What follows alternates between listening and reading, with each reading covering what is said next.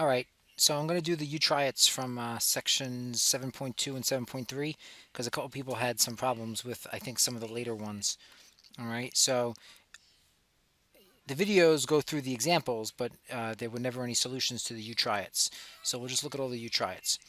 So U-Try-It number one is the cube root of x times the cube root of x squared. All right, so what you're doing here is you're just realizing, all right, well, both of these things are cube roots. Therefore, what I can do is I can keep them under the cube root sign and then just multiply them. So x times x squared would be x cubed.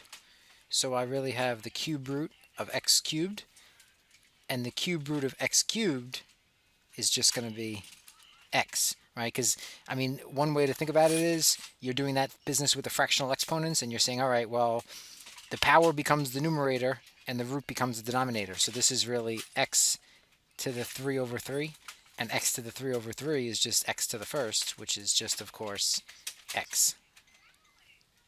All right? So that's number one. Now, number two itself is a perfect square. And I got to figure out why this keeps closing out on me, but that's all right. All right, so number two is a perfect square the way it is. So, I mean, if you really want to separate it, what you can do is you can separate it into two individual radicals. You can write it as square root of 4 times the square root of x to the fourth. But of course, what happens is both of these are perfect squares. The square root of 4 is 2, and the square root of x to the fourth is x squared. And again, if you're not sure why that's the case, what you do is you just realize that the square root of x to the fourth is, again, really x.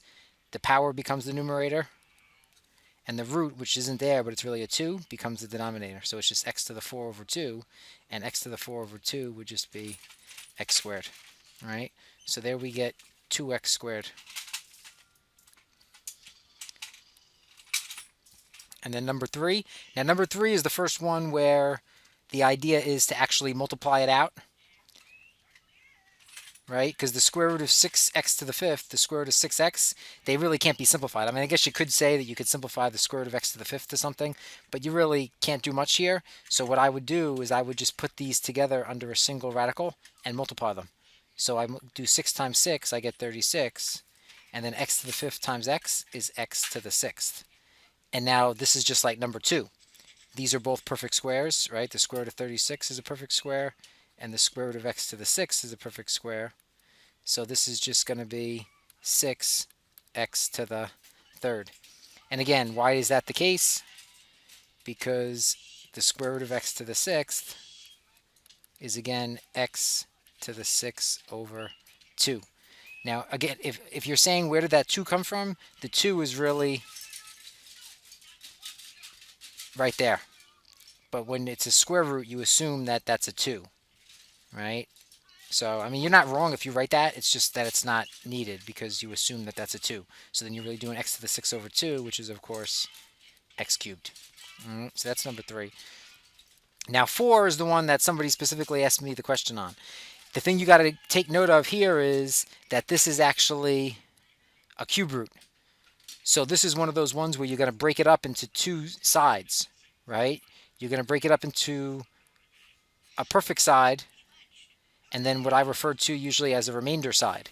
So when you have negative 81, you're thinking, well, how can I break negative 81 up into a perfect cube times a non-perfect cube, right? Well, what are the perfect cubes? 1, which isn't going to help us. 8, which doesn't go into 81. 27, which actually does go into 81. So what you can do is you can take out a cube root of negative 27, and then when you take out a negative 27 from negative 81, right, you're really dividing out here, you end up with 3. Okay, and then now a to the fifth, what you ask yourself is, what's the largest perfect cube that can be taken out of a to the fifth, right? And what are the perfect cube powers? The perfect cube powers are any multiple of 3 power. So like a to the third, a to the sixth, a to the ninth, a to the 12th, so on. So the biggest one that you can take out of a to the fifth would be a to the third. So write that here. And then now what's left? When I take a to the third from a to the fifth, I'm left with a squared. And now I deal with the b. B to the third, well, that's already a perfect cube the way it is. So I just write this as b to the cubed. And now what happens is, again, the left side is a perfect cube. So you take the cube root of that perfect cube and you get negative 3ab. And then the remainder side, which was the cube root of 3a squared, that just stays the way it is. So you've got negative 3ab times the cube root of 3a squared.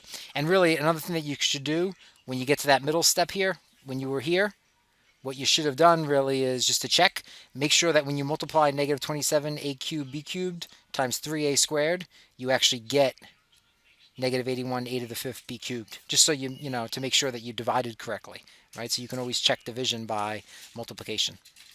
So in this case, we end up with negative 3ab outside of the radical, and then the cube root of 3a squared.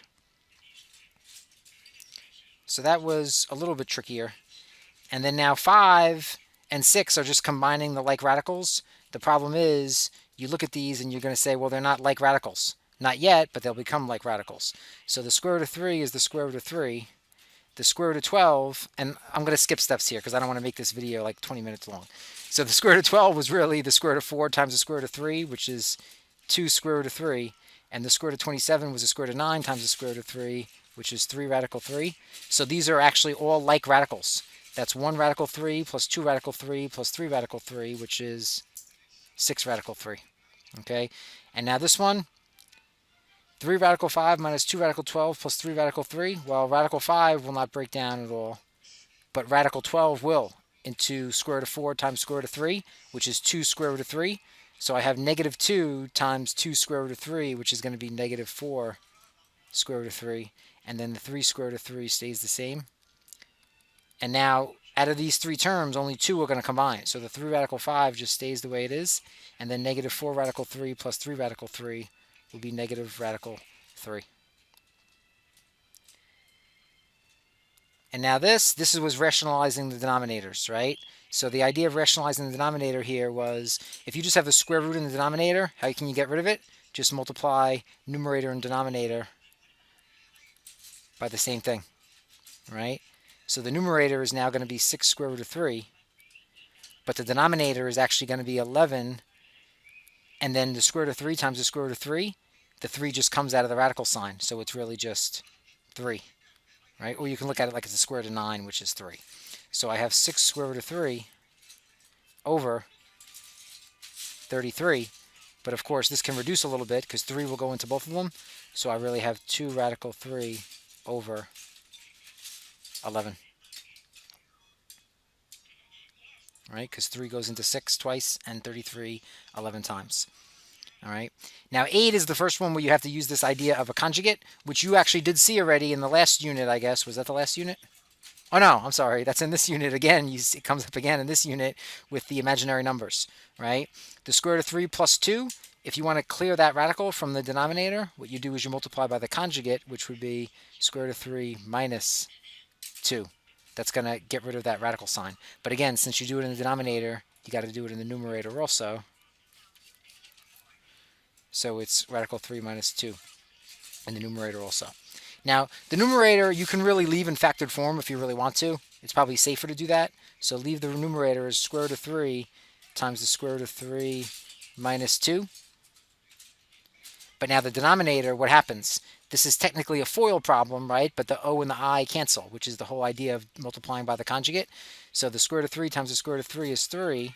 And then 2 times negative 2 is negative 4, which is really just negative 1. So what ends up happening here is I'm dividing by negative 1, which basically means I can put a negative in front of that radical 3 in the numerator, and I'm done.